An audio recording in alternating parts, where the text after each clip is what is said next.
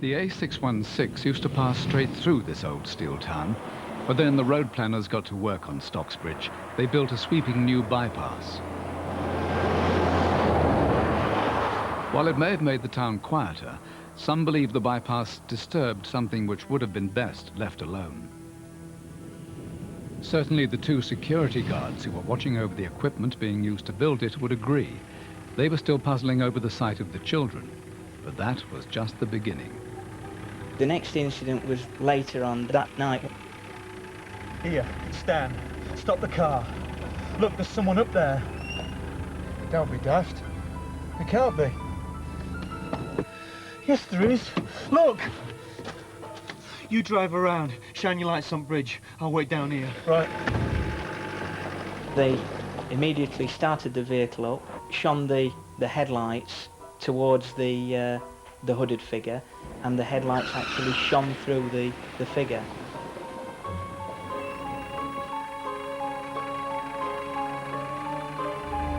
Oh, God!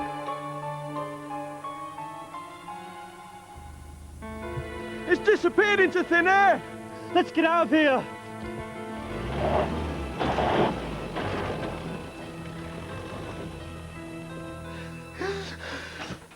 The men, in a state of shock, called their boss out. He was alarmed at the state they were in. Dan, Jeff. They were physically shaking. Their complexion was very white and pallid. One of the guards was actually crying. Go on, try me. Well, it's difficult to describe it. It looked like a monk. I mean, what were he doing there? I don't know, they were evil. Yeah. How can it just disappear? First thing the next morning, the men went to the local police. The officer on duty knew them. It was obvious that they'd seen or heard something. They were both spooked. And basically, I said to them it was not really a police matter and there was nothing I could do about it. The security guards never, it seems, got over what happened to them. One of them left after 3 days, and the other one stayed with us roughly 2 to 3 months, and neither of the two guards would set foot on that site again, even in the daylight. While the bypass was being built, runner Graham Brooke was training for a marathon. One day he was out jogging with his son Nigel. I saw a chap walking with his back to the traffic. He was walking in the middle of the road. I could smell like this fusty, rottenish smell. Not a human type smell. And then I could see that he wasn't walking on the road, he was like walking in the road. And from below the knee down, you know, you couldn't see anything. We were coming home from Judy's parents. There was actually no facial expressions. It was hovering. Arms and legs were flaying all over the place. Strange. It looks almost like a man running. But he's not running on the ground. It ran up the embankment. He actually rose from the side into the road and it disappeared into the car. Oh my God! I can think of no other explanation for what we saw. In my mind, I think in both of our minds, what we saw had to have been a ghost. So if something does keep appearing on the bypass, what is it? Lucinda June is a psychic. She says she knows. I was driving along the Stocksbridge bypass and the car started to become very, very cold. With this came a smell of musty books. Then all of a sudden a darkness appeared to the left-hand side of me and I felt very, very frightened. And I did pick up the spirit of a monk that had been there 500 years previous. But why should a long-dead monk be on what is now the Stocksbridge bypass? It's been discovered there were once monastery farms in the area.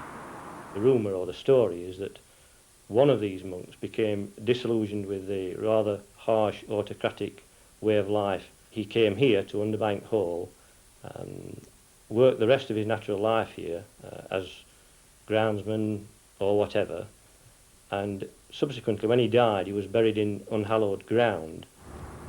Some believe the bypass may have been built over the supposed monk's grave, and they also have theories to explain the children seen by the security guards. Children were used in the valley's coal mines in the late 18th and mid-19th century.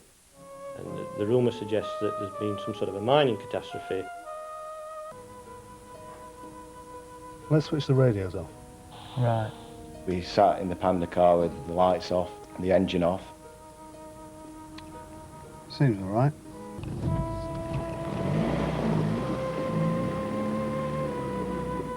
I suddenly got this feeling, you can't explain it. There's this saying, somebody's walked over your grave which turns you cold. And I then became aware that somebody now had appeared directly on my right hand side and was virtually leaning and pressing themselves against the car. I managed to cast my head quickly to the right and remember seeing the upper section of somebody's chest torso and a clear V sign. Oh my God! Look! What the heck is it? I don't know. It's gone. Is it?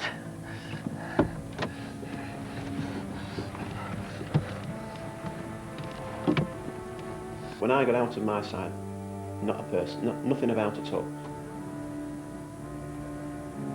I even hit the deck and looked under the vehicle because nobody could have run away from us with bankings on both sides. Nobody ran forwards or backwards.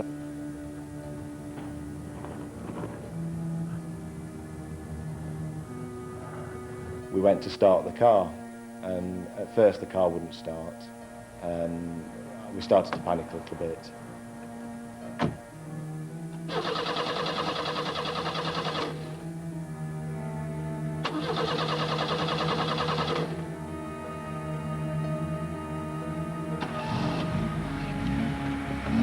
We drove off and radioed our colleagues. There's a bang behind the car, which I can only really put down to sounding like somebody was hitting the back of the car with something like a baseball bat or a pickaxe handle. We need help on the bypass side.